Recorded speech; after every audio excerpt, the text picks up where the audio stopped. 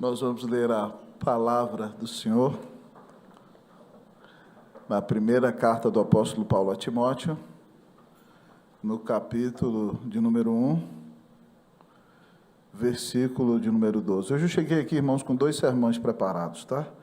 Que às vezes alguém ouve assim, pastor fala para mudar o texto. Nossa, o pastor nem estudou e trouxe a mensagem. Não, os 2 foram bem estudados, tá? Só que o Espírito Santo é que dirige qual mensagem deve ser pregada. 1 Timóteo, capítulo de número 1, eu lerei a partir do versículo de número 12. E você, então, lerá comigo o versículo 17. Quem encontrou pode dizer, achei. Que bom, quando a igreja lê a Bíblia é assim. Assim diz a palavra do Senhor. Sou grato para com aquele que me fortaleceu, Cristo Jesus, nosso Senhor, que me considerou fiel, designando-me para o ministério. A mim, que noutro tempo era blasfemo e perseguidor insolente, mas obtive misericórdia, pois o fiz na ignorância, na incredulidade. Transbordou, porém, a graça de nosso Senhor, com a fé e o amor que há em Cristo Jesus. Fiel é a palavra e digna de toda aceitação, que Cristo Jesus veio ao mundo para salvar os pecadores, dos quais eu sou o principal. Mas por esta mesma razão, me foi concedida misericórdia, para que em mim, o principal, evidenciasse Jesus Cristo a sua completa longanimidade, e servisse eu de modelo a quantos hão de crer nele para a vida eterna. Todos comigo? Assim ao Rei eterno, imortal, invisível, Deus único, honra e glória pelos séculos dos séculos. Amém. Pai, fala o nosso coração. Glorifica o nome de Jesus, ó Deus. Alimenta a nossa alma. Descedenta-nos, ó Deus. Sacia a nossa sede de Ti. Deixa-nos conhecer-te mais. Hoje a Tua palavra é aberta. Hoje a Tua palavra é exposta. Nós pedimos que o Senhor mesmo caminhe no meio da igreja. E que a igreja, ao ouvir o Teu caminhar, perceba a voz do Espírito Santo a falar com ela. Ó Deus, ó Pai, que o coração dela seja aquecido. Que a alma dela, Deus, ó Pai, seja engravidada de esperança. Em nome de Jesus. Para que Teu povo, mesmo em dias maus, olhe para o Senhor e seja grato pela Tua misericórdia, pelo perdão, pelo infinito amor que temos em Jesus. Fala conosco, Pai. Aquece o nosso peito. Nos enche da Tua presença. Neste momento, nós oramos em nome de Jesus. Amém. Podeis sentar, queridos irmãos e irmãs.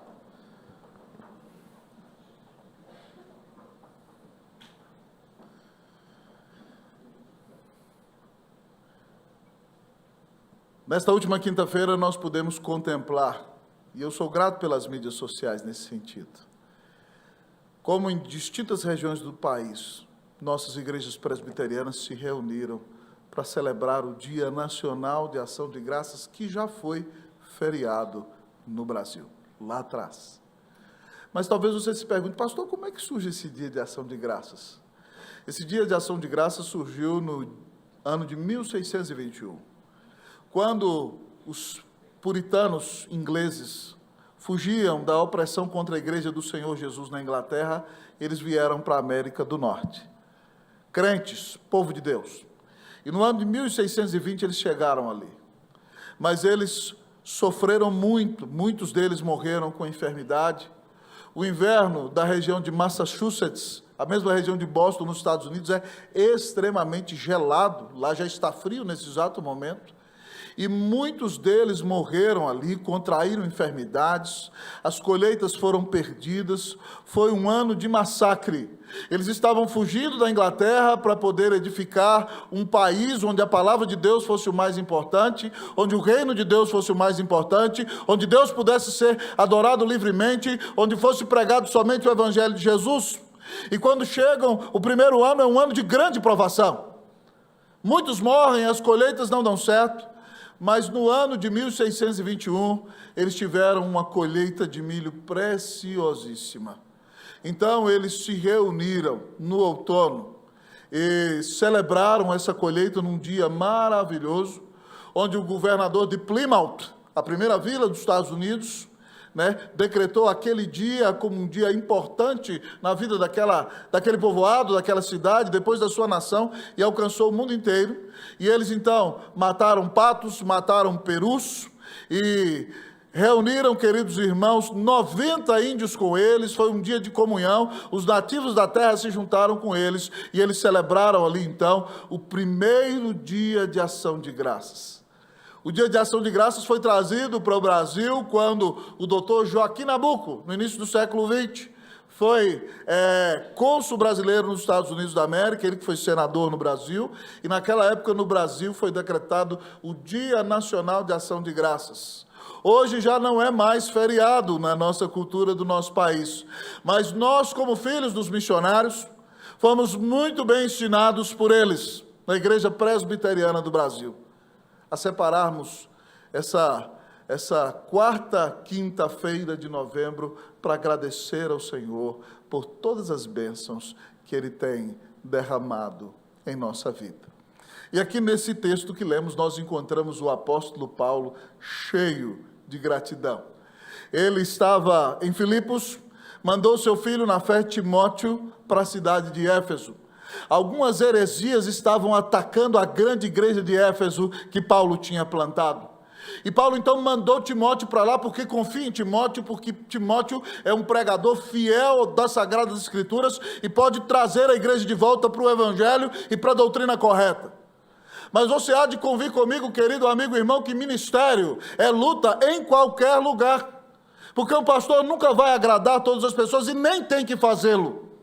E Timóteo então vai enfrentar grandes lutas, mas Paulo mostra no seu testemunho a Timóteo, que ainda que ele enfrente grandes lutas, perseguição, rejeição e até ingratidão,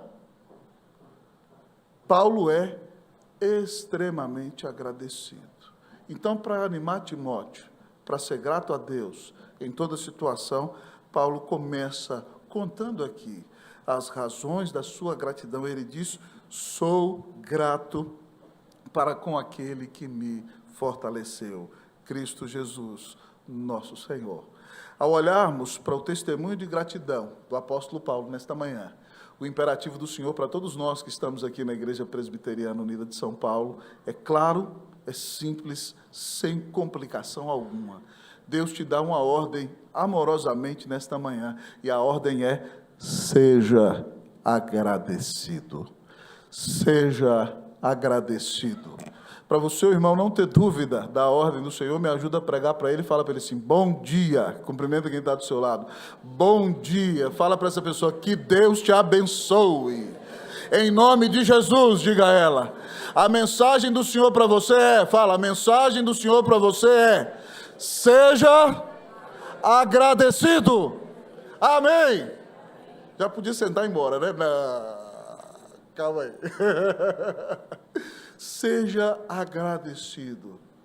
Em primeiro lugar, por que ser agradecido, pastor? Porque você é capacitado. Por que ser agradecido? Porque você é capacitado. Vamos ler versículo de número 12? Todos comigo? Vamos lá? 1, 2, 3. Sou grato para com aquele que me fortaleceu. Vocês.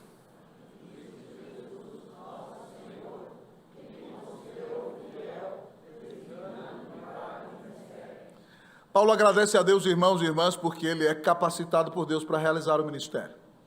A palavra que ele usa aqui no grego para me fortaleceu, se fosse traduzida literalmente, seria me empoderou. O que Paulo está dizendo? Que o Senhor deu para ele capacidade e poder do Espírito Santo para realizar o ministério. Então ele foi capacitado com dons espirituais maravilhosos vindos da presença do Senhor. E se não bastasse, ele tem o poder do próprio Espírito Santo de Deus na sua vida, enquanto cumpre o chamado do Senhor e realiza o ministério. E por causa disso, ele é profundamente grato a nosso Senhor Cristo Jesus, porque nós fomos salvos por ele. E se nós o servimos como cristãos deste mundo, é porque ele nos dá o seu Espírito Santo, ele nos dá dons espirituais e ele nos capacita. E Paulo diz então que o coração dele está transbordando de gratidão pela unção do Espírito, pelos dons espirituais a Cristo Jesus, porque o Senhor confiou nele. A expressão do texto que me considerou fiel no grego pode ser traduzida literalmente porque o Senhor confiou em mim e entregou nas minhas mãos o ministério. Ele me designou para o ministério da palavra. Mas, querido amigo e irmão, Deus não capacita somente pastores. Todos nós que estamos aqui e somos membros da Igreja de Cristo Jesus e fomos selados pelo Espírito Santo no dia da nossa conversão, somos batizados por Ele, todos nós somos habitação do Espírito Santo de Deus. E cada um de nós tem pelo menos um dom espiritual para servir no corpo de Cristo. Então, se nós temos o privilégio de adorar na igreja, de nos relacionarmos com o corpo de Cristo, de servir com os nossos dons, e não só dentro das quatro paredes da igreja, seja em nossa casa, seja em nosso trabalho, seja num colégio, seja onde Deus nos colocar. Se nós temos capacitação e unção do Espírito na nossa vida, nós temos que ser as pessoas mais agradecidas de toda a terra. Porque o Senhor tem confiado a nós os seus dons. E Ele, então, nos separou para sermos uma bênção em sua mão, para a honra e para a glória do nome de Jesus. Por que você tem que ser agradecido? Por que você tem que ser agradecido? Porque o Espírito de Deus mora em você. Porque Ele tem enchido a sua vida. E com Ele Deus tem te capacitado para ser uma bênção onde você está, para a honra e para a glória do nome de Cristo Jesus. Irmãos, antes de vir pastorear na Unida, eu pastoreei a Igreja Presbiteriana do Guará 2 por 10 anos. Eu cheguei ali no final de 2007. E Deus abençoou a nossa igreja naquela época, ela teve um crescimento abençoadíssimo. Mas nós resolvemos construir um templo para 700 pessoas. E isso fez com que nós só tivéssemos na igreja, além do pastor da igreja, um evangelista. E no ano de 2013 eu quase cheguei a um colapso, porque o pastor Camargo veio trabalhar comigo em 2014. Então ele está comigo desde 2014. Mas até 2013 eu era o único pastor daquela igreja. E quando nós chegamos ali, a igreja tinha 80 pessoas frequentando. Em 2013 ela tinha 450 membros adultos. Então, naquela época, além de ser pastor daquela igreja, eu era professor no Seminário Presbiteriano de Brasília, lecionando nas matérias de teologia pastoral, era presidente do Presbitério Pioneiro de Brasília e tinha sido eleito presidente do Sínodo Central de Brasília.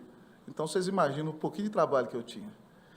E eu vinha me dedicando muito, e havia uma irmã muito querida do interior de Goiás, que era muito próxima a mim, que ela ficou doente e não podia ir à igreja. E por causa de tanta gente chegando, aconselhamento todos os dias, de manhã, de tarde, de noite, uma correria sem fim, trabalho presbitério, sino do seminário, aquela irmã ficou 2 anos doente e ficou 2 anos sem ter a visita do pastor. E aí eu fui na casa dela depois de 2 anos, envergonhado, triste. Chegando lá, naquela visita, onde fui estar com a irmã, passei a tarde com ela. Ela assou um pão de queijo, como mineiros e goianos gostam de fazer, né? E nós conversávamos e ela começou a falar do pastor que me batizou quando eu era um bebê na igreja. E foi pastor da igreja, da mesma igreja que eu pastoreei, reverendo Gidalti. E reverendo Gidalti tinha um dom de serviço maravilhoso. Quando a igreja era menor, ele pegava a Kombi da igreja, ia pegando os velhos antes do culto, levava todos eles para o culto, depois levava todos eles de volta para casa. E aquela irmã querida começou a dizer, pastor Gidalti era um pastorzaço, ele não saía aqui da minha casa, ele vinha, pegava a gente com a Kombi, levava embora, e quanto mais ela ia falando, mais eu ia ficando esmagado dentro de mim, irmãos, destruído. Ele era uma bênção, e eu sabia disso na prática, porque o pastor Gidalti me batizou, saiu da minha igreja de origem, depois voltou e fazia isso com os meus avós, eu vi. Então, Ela falava isso, que pastor maravilhoso era o pastor Gidalti. E aí eu fui, irmão, já botando a mão na cabeça, assim, desesperado. Eu falei, pois é, irmã. E agora Deus deu uma porcaria de pastor para a senhora, que está aqui diante da senhora. Derrotado, acabado, destruído. Ela olhou para mim e falou assim, pode parar, reverendo. Nada de autocomiseração. O pastor Gidalti tinha dom de servir. Deus deu para o senhor o dom de pregar. E por causa deste dom, a igreja está crescendo para a honra e para a glória do nome do Senhor Jesus. O senhor não tem que se sentir coitadinho. O dom do senhor é pregar. Pregue, Deus vai fazer a igreja crescer e dê glória ao Senhor. Eu me aprumei e falei, amém, irmã. Aleluia, calvinista. Louvado seja Deus. Me colocou no eixo. Louvado seja Deus. Nós temos prioritariamente que cumprir os dons que Deus colocou na nossa mão e agradecer a Ele pelo privilégio que temos de servir para a honra e para a glória do nome de Jesus. Então, se você tem sido uma bênção, é Deus que te capacita. Dê toda a glória ao Senhor. É como diz o apóstolo em 1 Coríntios 4:7. Quem é que te faz sobressair? Que tens tu que não tenhas recebido? E se o recebeste, por que te vanglorias, como se o não tiveras recebido? A Deus toda a glória. Que quando servirmos, usarmos nossos dons, e vermos Deus abençoar vidas através de nós, que toda honra e glória seja dada ao Senhor Jesus. Amém, igreja? Porque Ele é quem nos capacita, e Ele que nos abençoa. Louvado seja o nome do Senhor. O seu coração está agradecido? Você está transbordando de alegria? O imperativo do texto é claro: seja agradecido. Pastor, por que eu devo ser agradecido? Em primeiro lugar, porque o Senhor te capacita. Mas o texto diz também, porque o Senhor te agracia. Por que eu devo ser agradecido?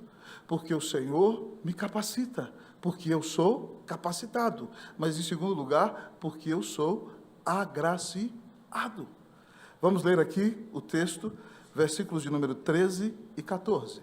Eu lerei o versículo de número 13, você lerá o 14. Assim diz a palavra do Senhor. A mim, que noutro tempo era blasfemo e perseguidor, e insolente, mas obtive misericórdia, pois o fiz na ignorância, na incredulidade.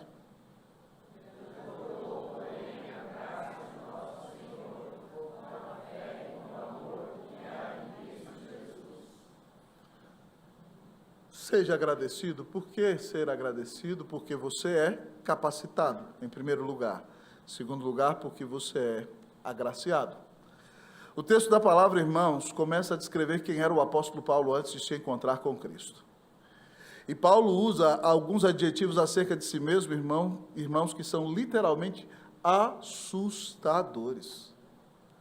Paulo usa 5 para dizer quem ele era antes de Cristo. Ele diz para nós que ele era um blasfemo.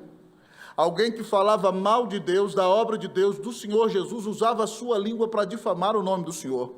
Em segundo lugar, ele diz que ele era um perseguidor. Ele perseguiu a igreja de Deus.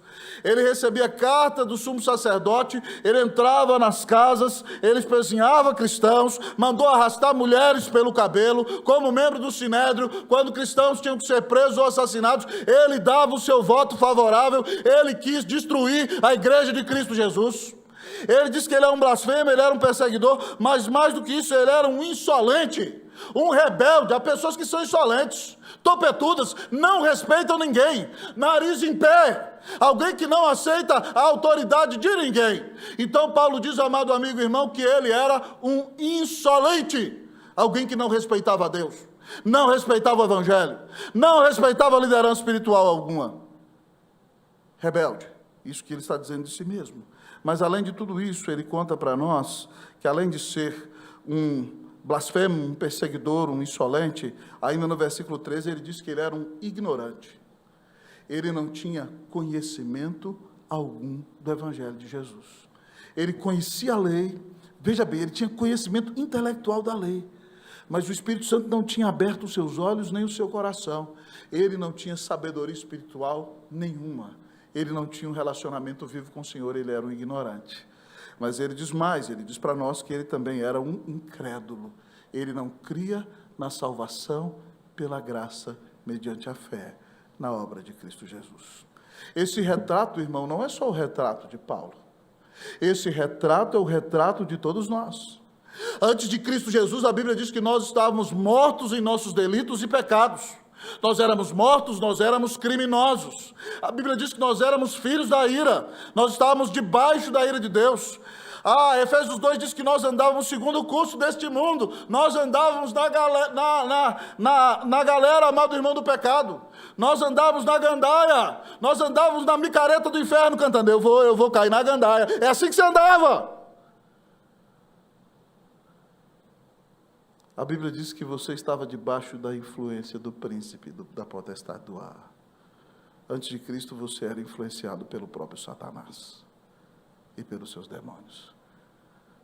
Portanto, todos nós, por causa disso, merecemos a ira de Deus. Se Deus abrisse o inferno e nos jogasse lá, Ele teria toda a razão para fazê-lo, por causa dos nossos horríveis, feios e tristes pecados. Mas Paulo teve um encontro com Cristo. E aquele encontro mudou totalmente a sua vida. Ele foi salvo pelo Senhor Jesus. E aí então ele vai contar para nós, agora ele vai falar características de Deus em relação a ele. Ele conta para nós que Deus teve para com ele, no versículo 13, misericórdia.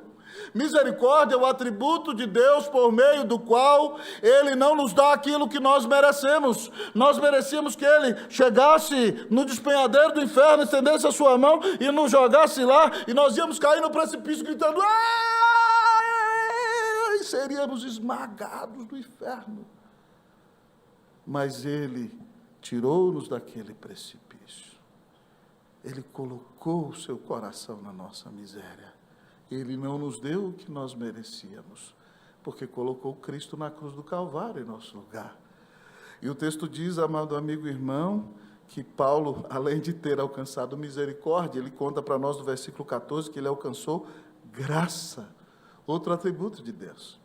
E esse é o atributo de Deus por meio do qual Ele nos dá aquilo que nós não merecemos. Graça é presente. Graça é favor imerecido. Deus, além de reter a mão de ira sobre nós na misericórdia, Ele chega e nos dá presentes. Quem não gosta de receber presente é algo maravilhoso. Mas Deus nos dá o maior presente. Ele nos dá o perdão de pecados, Ele nos dá a vida eterna, Ele deu Cristo Jesus na cruz para nos salvar, Ele nos deu o Espírito Santo. Graça é veículo da glória de Deus, irmãos. É porque Deus é gracioso que nós somos perdoados, nós somos salvos, nós somos habitados pelo Espírito Santo, nós temos um relacionamento vivo e pessoal com o Senhor.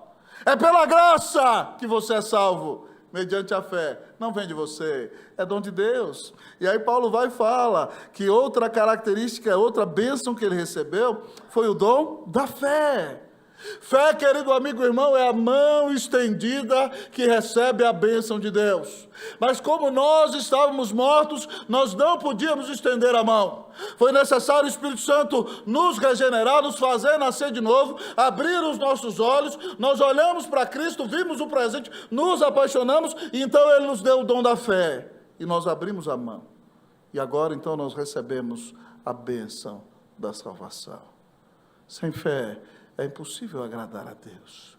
E aí Paulo fala de outra bênção maravilhosa que ele recebeu na sua vida, que foi o amor que há em Cristo Jesus. Agora Paulo sabe que ele é amado por Deus. Ele custou o preço mais caro do universo. Cristo Jesus morreu no lugar dele na cruz do Calvário.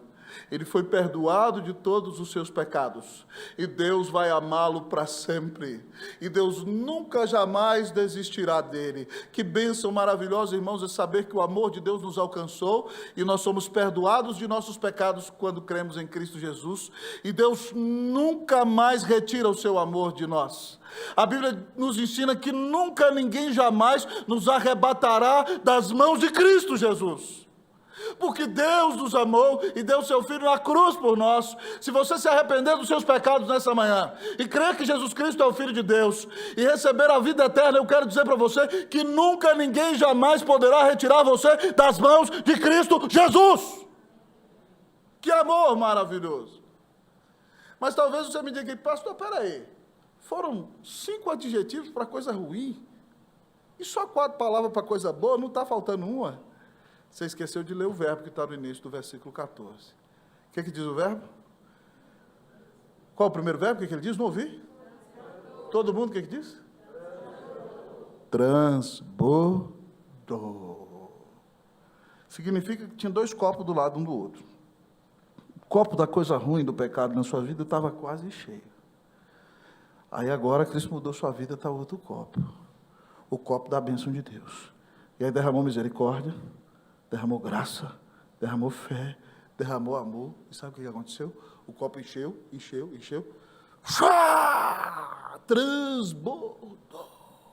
A Bíblia diz que onde abundou o pecado, superabundou a graça. A graça extravasou na sua vida. Deus foi te enchendo, limpou, perdoou, lavou, salvou. E aí o Senhor foi enchendo, transbordou, vazou pelos poros, escancarou, alcançou o mundo inteiro. Louvado seja Deus, a graça de Deus, a bondade de Deus, o amor de Deus, a misericórdia de Deus, a fé superou toda a maldade que havia em sua vida. Louvado seja o nome do Senhor. Deus é Deus de graça. Irmãos, nessas andanças minhas, vocês sabem que eu sempre procuro uma oportunidade para pregar o Evangelho. Voltando ontem de Cuiabá, conversando com um taxista, tentando abrir a porta, de repente ele me pergunta, o que o senhor faz? Eu falei, eu sou pastor presbiteriano. Ele disse, eu sou pastor presbiteriano renovado. Eu falei, que bênção, meu irmão. E aí eu falei, mas como é que você chegou a ser pastor? Você foi criado na igreja? Como é que foi isso? E ele começou a me contar a história dele, que a mãe dele era uma mulher pentecostal, da Assembleia de Deus, e ele saiu do Acre e mudou para Cuiabá. E ali em Cuiabá, então, ele casou-se e caiu nas drogas, e a mãe dele morava numa casa grande no Acre, foi para uma casinha pequena para estar com os filhos lá em Cuiabá, uma casa de chão batido. Ela orava, sem entender, desanimada, mas o Senhor a manteve ali perseverando, e ele diz então que chegou um dia em casa, depois de 3 dias se drogando com cocaína, quando a mãe dele estava mais intensamente orando por ele. Ele diz, depois de 3 dias de cocaína, ele chegou em casa, foi tomar banho, começou a sentir o corpo tremer, mandou chamar o SAMU e começou a tremer como louco de uma overdose de cocaína. Colocaram ele dentro do SAMU e aí ele então achou que ia morrer, o coração acelerado. Ele diz, Deus, eu vou morrer, mas agora eu me arrependo, eu aceito Jesus como meu Salvador. Ele foi levado para a UTI, ficou 3 dias em coma. Quando ele abriu o olho, a mãe dele estava lá. A mãe dele falou assim, o médico do SAMU e o enfermeiro me disseram que você aceitou Jesus. Agora já era. A droga acabou. A graça de Deus entrou na sua vida. Ele foi para a igreja. 5 meses depois, foi desafiado pelo pastor dele e foi para o seminário. E é um pastor, um pregador do Evangelho há 12 anos. É gente que não vale nada. É gente que merece o inferno. Que Deus chama através de Cristo Jesus. Você pode estar aqui nessa manhã e saber que você é um terrível pecador. Mas eu quero dizer para você que o amor de Deus é maior do que o seu pecado. A graça de Deus transborda na sua vida. Nunca alguém amou você como Jesus te ama. Peça a Ele perdão pelos teus pecados nessa manhã.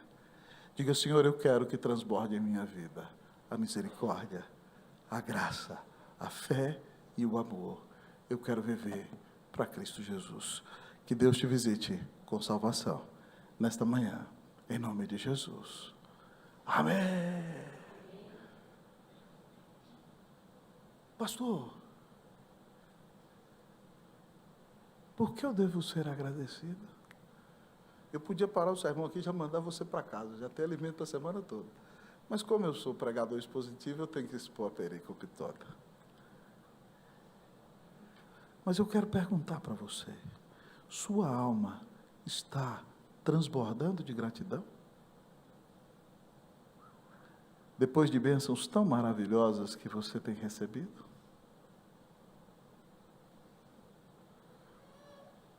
Por que ser agradecido?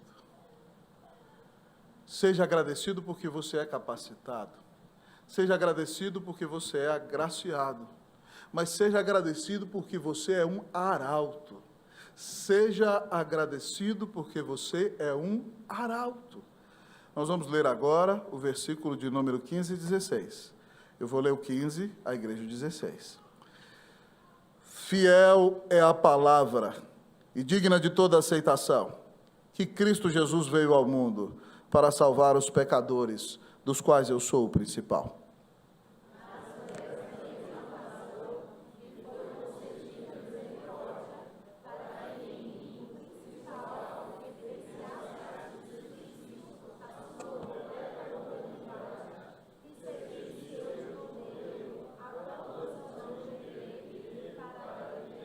Aleluia! Paulo é um pregador, é um pastor como nós. Mas não são somente pastores que são chamados a pregar o evangelho, queridos irmãos e irmãs. Arauto é alguém que conta uma boa notícia. E todos os cristãos, quando você lê o Novo Testamento, são chamados para pregar o evangelho a toda criatura. Todos vocês que estão aqui são chamados a testemunhar as boas novas de Cristo Jesus. E para que nós então sejamos testemunhas vivas do Senhor e sejamos arautos fiéis, Paulo nos ensina, nestes 2 versículos, que nós temos que ter o cerne da mensagem do Evangelho no nosso coração, e essa mensagem tem que ter um testemunho de transformação na nossa vida. Ao apresentar o cerne do Evangelho, Paulo vai direto ao assunto. No versículo de número 15, ele diz que a palavra de Deus é verdadeira, é confiável, ele diz, fiel é essa palavra. E não somente fiel, ela é digna de toda aceitação, ela é crível, ela não é esdrúxula, ela não é ridícula, ela não é algo sem pé nem cabeça. Ela demonstra o amor de Deus. Então, além de ser verdade a mensagem do Evangelho, ela é crível. E aí Paulo então nos conta, ele não conta a história toda da redenção porque ele quer ser objetivo e direto para ensinar Timóteo, os Efésios e a todos nós a pregarmos o Evangelho. Ele vai no cerne, ele vai no âmago do Evangelho. Ele diz para nós, a mensagem fiel e verdadeira e aceitável é essa: Cristo Jesus veio ao mundo para salvar os pecadores. Qualquer um de nós é capaz de dizer que Cristo Jesus veio ao mundo para salvar os pecadores. Essa é a mensagem central do Evangelho. Todos pecaram, estão destituídos da glória de Deus, mas Deus amou o seu povo eleito a ponto de mandar o seu único filho para morrer na cruz do Calvário e pagar os pecados do seu povo. Todo aquele que se arrepender e crer que Jesus Cristo é o Filho de Deus, seu único Senhor e Salvador, terá a vida eterna, terá a paz com Deus, será justificado, será adotado como Filho de Deus. Qualquer um de vocês é capaz de pregar isso. Qualquer um de nós é capaz de dizer o quanto Cristo nos amou e deu sua vida na cruz para nos salvar. É por isso, então, que o texto está dizendo a mim e a você, se nós somos agradecidos, nós não podemos nos calar. Nós não podemos agir como agente secreto do céu. E aí eu imagino você entrando na sua empresa lá, alguém filmando você. Bond. Quem é você? Bond. José Bond. 007 do céu. Vai para o inferno, viu? Fica de palhaçada para você ver. Deus tenha misericórdia de nós. Deixando a brincadeira à parte, nós não podemos ser pessoas que vivem como se fossem agentes secretos de Jesus. Nós temos o Evangelho que pode libertar os nossos amigos das garras do diabo. Você tem amigos que estão vivendo debaixo da escravidão da droga. Você tem colegas que estão vivendo uma vida prostituída. Você tem amigos que estão numa depressão profunda porque não tem Cristo na vida. Você tem pessoas que vivem com o coração endurecido, tremendo. E você tem o evangelho maravilhoso que você pode compartilhar com eles e simplesmente você não fala porque você quer ser politicamente correto. Você vai prestar contas acerca disso. O Senhor te deu uma mensagem maravilhosa. Se você é agradecido por essa salvação maravilhosa, então abra sua boca e diga aos seus amigos que Cristo Jesus morreu para salvar os pecadores. E aí Paulo então nos diz que somos arautos, nós revelamos a mensagem, mas não somente pregamos essa mensagem, nós damos testemunho do que ela fez na nossa vida. Como o apóstolo Paulo não me conhecia, ele disse assim: Cristo Jesus veio salvar os pecadores, dos quais eu sou o principal, né? Tá bom, né? Ele era o principal na visão dele. E aí ele conta o seguinte: e é por causa disso que eu sou uma testemunha viva. Ele diz: porque em mim o principal, Deus teve misericórdia. Paulo perseguiu a igreja, Paulo votou para matar cristãos, Paulo queria destruir o nome de Jesus. Mas Paulo diz: o Senhor teve misericórdia de mim para que eu evidenciasse a misericórdia de Jesus Cristo. E aí eu gosto dessa expressão aqui do meio do versículo 16, que ele diz: e a sua completa longanimidade. A paciência do Senhor não é pelas metades, não é 10%, não é 15%, é plena, completa.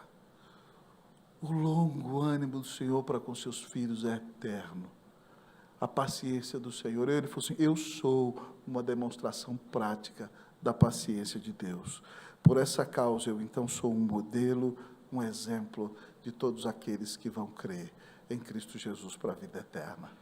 Além de pregar o Evangelho, você pode dar seu testemunho, é isso que Paulo está dizendo. Você pode dizer quem você era antes de Cristo entrar na sua vida. Como foi que você se encontrou com Cristo Jesus? Qualquer um é capaz de dizer isso. E quem você se tornou depois que se encontrou com Cristo Jesus? Então você pode dizer quem você era antes de Cristo, como foi o seu encontro com Cristo, como Ele te salvou, e quem você se tornou depois de Cristo. Ah, mas talvez você me diga: mas reverendo, tudo bem, isso serve para metade dos irmãos que estão na igreja, mas eu cresci na igreja, eu sempre me dei conta de que eu era um regenerado. Então você vai expressar para os seus amigos: olha, mesmo crescendo na igreja, eu fui um cara de pau, eu fiz isso. E ainda tendo crescido na igreja, sendo um cara de pau, o Senhor teve misericórdia de mim. E deu Cristo na cruz para me salvar. E me perdoa. Mesmo tendo sido eu um religioso a vida inteira, eu criei em Cristo Jesus. E fui salvo, fui perdoado de todos os meus pecados. Os seus amigos, fala para mim, fala sério. Eles sabem o que eles precisam para receber a salvação de Deus? Os seus colegas de trabalho, quem senta lá do seu lado, na mesa, na repartição, ou quem te atende como secretária, sabe que se ela morrer hoje, sem Cristo Jesus, ela pode ser jogada no inferno da ira de Deus? Essa pessoa sabe que Deus amou tanto o seu povo, que quem se arrepende e crê em Cristo Jesus vai ser salvo? Você tem a mensagem que pode abençoar o mundo inteiro, que pode transformar a vida dos seus familiares, que pode abençoar a vida dos seus colegas, que pode mudar este mundo. Você não vai proclamar essa mensagem? Irmãos, quando seminarista aqui no JMC, Deus me deu a bênção de ser um dos trabalhadores que ajudou a plantar a igreja presbiteriana do Jaraguá, que fica lá no Pico do Jaraguá, região linda de São Paulo. Aquela época a congregação era Jardim Ipanema. E nós tínhamos uma irmã muito querida ali, de origem portuguesa, o marido também, que o marido proibia ela de ir à igreja. E aquele homem bebia. E quando bebia ficava violento, quebrava as coisas dentro de casa, tentava até bater nela. E um dia ele bebeu tanto e ela tinha um filhinho, a mãe dela morava com ela, queria ir com a família para a igreja e foi de manhã. E eu pregando no culto das 9 da manhã na congregação, eu vi um barulho lá fora, alguém gritando, cadê minha mulher? Chama ela aqui, eu vou bater lá fora. Uma gritaria na porta lá. Era o marido daquela irmã, dizendo, eu não deixei ela vir para a igreja, eu vou meter a mão na cara dela, e não sei o quê. Armando uma confusão danada. Os diáconos acalmaram aquele homem. Ele entrou na igreja. E aquele dia, eu preguei um sermão evangelístico, no culto da manhã.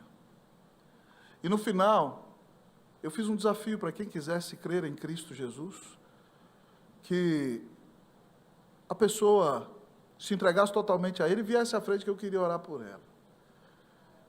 E aquele homem, 9 horas da manhã, irmão, estava cheio da cachaça, cheio da marvada, como diz o povo. E ele veio à frente, eu falei, isso aqui não vai dar em nada, é só pinga aqui, é só emoção.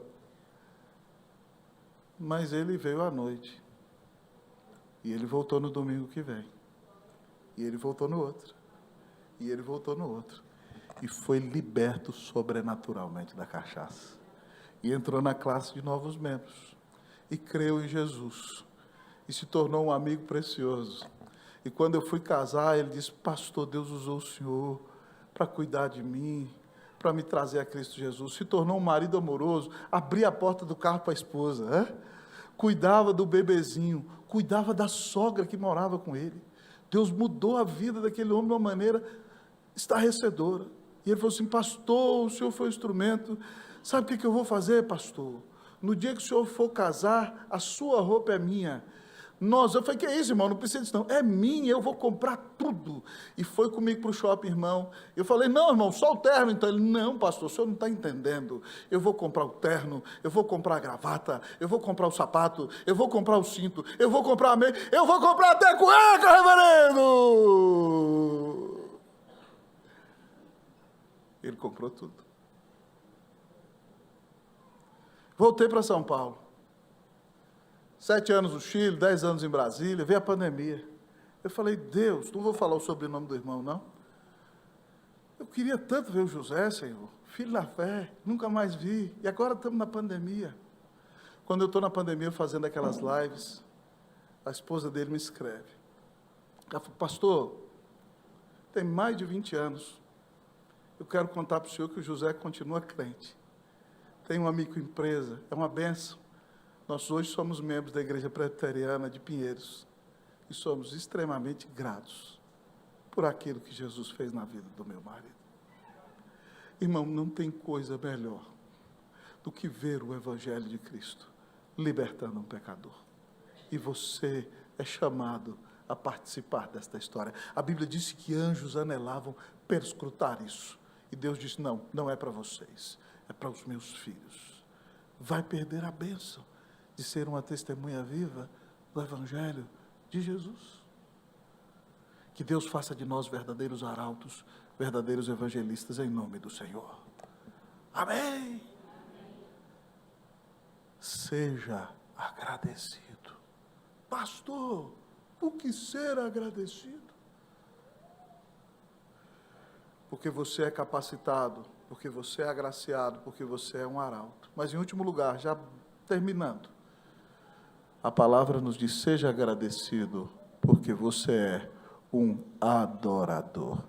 Seja agradecido, porque você é um adorador. Repita comigo, vamos lá? Seja agradecido, porque você é um adorador. Vamos ler versículo 17? Vamos lá?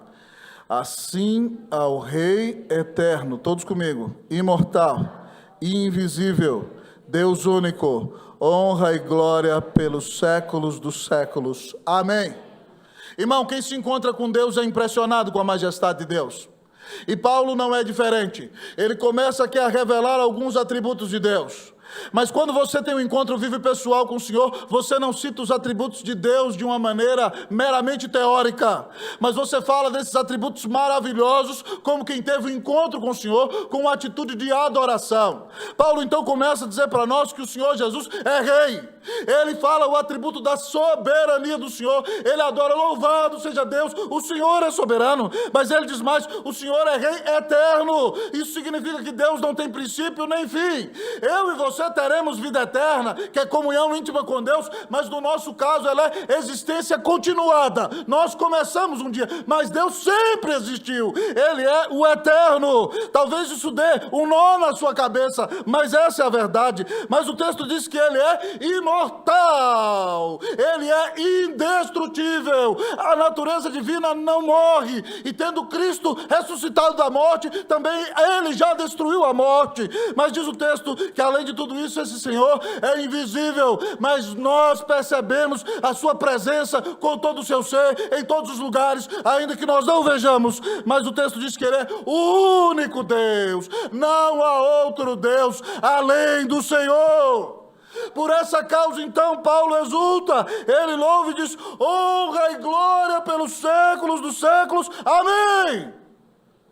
Esse versículo da Bíblia era um dos versículos preferidos de Jonathan Edwards. Jonathan Edwards é um dos maiores teólogos da história da igreja, o maior filósofo da história dos Estados Unidos. Um homem que levantava 4 horas da manhã, entrava no gabinete às 5 e estudava até 5 da tarde. Às 5 da tarde ele saía para cavalgar. E ele saía para orar. E naqueles momentos de orações ele contemplava a glória de Deus e exaltava a Deus pela sua majestade. Eu recomendo a você que leia uma biografia do evangelista Moody. No ano 2000 eu li uma escrita pelo reverendo Boanés Ribeiro. Cleusa me presenteou, nós estávamos para casar. E na biografia de Moody, Moody foi um grande evangelista do século XIX, não vou contar a história dele toda. Era um homem simples da roça que Deus usou para plantar a igreja e ganhar centenas de milhares de almas para Cristo.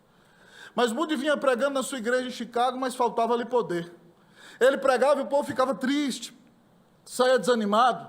E 2 senhoras da igreja começaram a orar por ele. Pastor, nós vamos orar, está faltando algo no seu sermão. E ele, agoniado, não aguentava nem olhar para aquelas irmãs. Nós vamos orar para que Deus te visite com graça. E ele foi um dia para Nova York pregar lá. E no quarto de um hotel, na famosíssima Wall Street, a rua da Bolsa, mas Wall Street é a rua do muro. Ele teve uma tarde de oração. E ele disse que naquela tarde, Deus o visitou com tanta graça. E ele ali então adorava, exultava, cantava os atributos de Deus. E ele disse que a presença do Senhor foi tão graciosa e tão forte naquele quarto, que ele disse assim: Deus, retira sua mão de mim, senão eu vou morrer. Eu não vou conseguir suportar a comunhão da glória do Senhor. Quando você conhece Deus, então você canta: ao Rei eterno, imortal e invisível, a Ele glória, honra e louvor, porque Ele é o Deus único pelos séculos dos séculos, amém. Você canta cântico na igreja, não sabe nem de onde vem, né? Aqui o que diz esse texto? Ó. Ao Rei eterno, imortal, invisível, mais real, a Ele ministramos o louvor. Você tem comunhão com o Senhor? Quando você contempla a glória de Deus na face de Cristo, você tem uma vida de oração abundante. Então você é vazio de si e cheio de Deus, e você louva: Senhor, Tu és soberano, Tu és eterno, Tu és imortal, Tu és invisível, Tu és o único e verdadeiro Deus. Louvado seja o nome do Senhor. Ao Senhor honra e glória pelos séculos dos séculos. Só pode adorar aquele que conhece a Deus, aquele que foi salvo por Jesus, aquele que tem comunhão íntima com o Senhor. Que Deus faça de você um verdadeiro adorador, alguém que de fato conhece o Senhor. Que Deus te dê essa bênção em nome de Jesus, amém. Seja agradecido, porque você é capacitado, é agraciado, é um arauto, é um adorador. Que Deus enche o seu coração de gratidão. Em nome de Jesus. Amém.